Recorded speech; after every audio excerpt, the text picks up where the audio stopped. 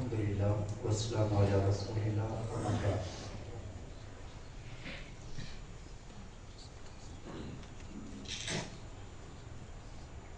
ہم روزانہ صحیح بخاری کی ایک حدیث پڑھتے ہیں اور اس کی ریکارڈنگ انتہائی معزز بزرگ محترم جناب مختار صاحب ریکارڈنگ کرتے ہیں اور اس کو یوٹیوب اور فیس بک پر اپلوڈ بھی کرتے ہیں۔ تو مختار صاحب کا نمبر جو نئے لوگ ہیں وہ نوٹ کر لیں اور ان سے لنک لے سکتے ہیں۔ ان کا نمبر ہے 0333 42 860 اور 78 0333 42 860 78۔ آج کی ہماری حدیث کا نمبر ہے 175۔ قال الامام البخاری حدثنا حفص بن عمر قال حدثنا شعبہ عن ابن ابی الصفر عن الشعبی عن عدی بن حاتم رضی اللہ عنہ سے روایت ہے، قال کہتے ہیں سألت النبی، میں نے نبی کریم صلی اللہ علیہ وسلم سے سوال کیا شکار کے متعلق، فقال آپ نے فرمایا اذا ارسلتا، جب تم چھوڑو بھیجو، کلب کل معلم، اپنے سدائے ہوئے کتے کو، کتا اس کو شکار کے لیے سدانا سکھانا، دو کلمے ہیں صرف، اسے کہتے ہیں کہ بھاگو، شکار کو دیکھ کر ہرن کو دیکھ کر کتے کو اشارہ کرے کہ بھاگو، وہ بھاگ پڑے، اسے کہو رک جا تو وہ رک جائے، یہ ہو جاتا ہے کلب معلم۔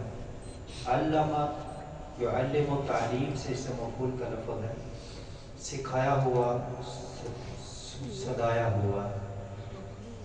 اور اگر آپ نے اس کو بھیجا اور وہ شکار پکڑ کر صحیح سلامت آپ کے پاس لے آئے اور کچھ کھائے نہ، تو وہ آپ کے لیے ہو جائے گا، جیسے اس حدیث میں بھی ذکر ہے۔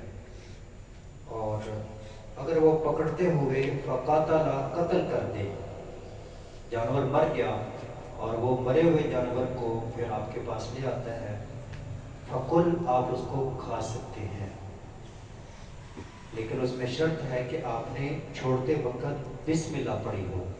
دو باتیں، کہ ایک کہ وہ کتا سدایا ہوا ہو، سکھایا ہوا ہو، اور دوسری کہ چھوڑتے وقت بسم اللہ پڑھی ہو۔ اگر ہے تو سدایا ہوا لیکن چھوڑتے وقت بسم اللہ نہیں پڑھی تو پھر بھی شکار درست نہیں ہوگا۔ جیسے کوئی تیر مارے جانور کو اور بسم اللہ نہ پڑھے اور جانور گر جائے اور مر جائے، بسم اللہ نہیں پڑھی، تو پھر اس جانور کو نہیں کھا سکتے۔ اور اگر آپ نے جانور کو تیر مارا، پرندے کو تیر مارا، بسم اللہ پڑھ کر تیر مارا اور وہ گر گیا اور مر گیا، آپ نے بسم اللہ پڑھی ہے، وہ ذبح ہو گیا۔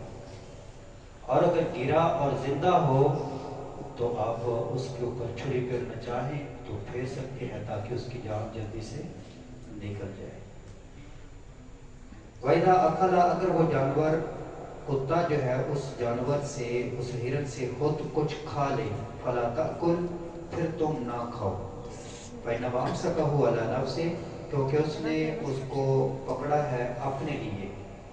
قلت، میں نے کہا، ارسل قلبی، میں اپنے کتے کو چھوڑتا ہوں اور بھگاتا ہوں، فاجد، میں پاتا ہوں، معه، اس کے ساتھ، کلبا آخر، ایک اور کتا۔ میں نے شکار کے پیچھے اپنے کتے کو بھگایا، لیکن جب اس نے شکار کو پکڑا تو ایک اور کتا بھی ساتھ شریک ہو گیا۔ قالا، کہا، فلا تاکل، پھر تم نہ کھاؤ، کیوں؟ فإنما سمیت، کیونکہ تم نے بسم اللہ پڑھی ہے، علی قلبک، اپنے کتے کے اوپر، ولم تسمی، نہیں تم نے بسم اللہ پڑھی، علی قلب آخر، دوسرے کتے کے اوپر۔ اب پتہ نہیں وہ جانور جو مرا ہے آپ کے کتے کے پکڑنے کی وجہ سے مرا ہے یا دوسرے کتے کے پکڑنے کی وجہ سے مرا ہے۔ ہاں، اگر وہ زندہ ہو تو پھر آپ اس کو ذبح کر لیں اور کھا سکتے ہیں۔ تو اس حدیث سے ایک بات یہ معلوم ہوئی کہ سدایا ہوا کتا جب وہ شکار کو پکڑے گا دانتوں سے تو لعاب اس کا لگے گا. تو سدائے ہوئے کتے کا لعاب، ویسے اگر کتا برتن میں منہ مار جائے لعاب اس کا لگ جائے تو اس برتن کو دھویا جائے گا، جو برتن کے اندر ہے اس کو انڈیل دیا جائے گا. لیکن سدایا ہوا کتا وہ شکار کو پکڑتا ہے، دانت لگاتا ہے، لعاب لگتا ہے، اس میں کوئی حرج نہیں، تو اس کو مستثنا کر دیا گیا ہے اور وہ جائز ہے. اور ایک بہت بڑی بات اس حدیث سے ثابت ہوتی ہے کہ کچھ لوگ کہتے ہیں کہ علم صرف قرآن اور حدیث کا علم ہے، باقی کوئی ڈاکٹر ہے، کوئی انجینئر ہے، کوئی مختلف شعبہ زندگی کے جو علوم حاصل کرتا ہے تو وہ علوم نہیں، وہ فنون ہے، ان کو علم نہیں کہنا چاہیے. ایک یہ موقف ہے. اور دوسرا موقف یہ ہے کہ نہیں، وہ بھی علم ہے، ہاں اتنی بات ہے کہ وہ دنیاوی علوم ہے، اور جو وحی کا، قرآن کا، حدیث کا علم ہے وہ وحی کا علم ہے، وہ سب سے بلند ہے. دوسرے موقف کی یہ دلیل ہے کہ کتے کو جو سدایا، شکار پکڑنا سکھایا، یہ دنیاوی کام ہی تھا، اور اس کے لیے حدیث میں لفظ آیا ہے معلم، کلب معلم، اور قرآن کے اندر بھی تعلمون کے لفظ آتے ہیں. تو معلوم ہوا کہ جو کتے کو سدایا جا رہا ہے، سکھایا جا رہا ہے، اس کے لیے لفظ معلم، علم یعلم، اسی سے تعلیم ہے.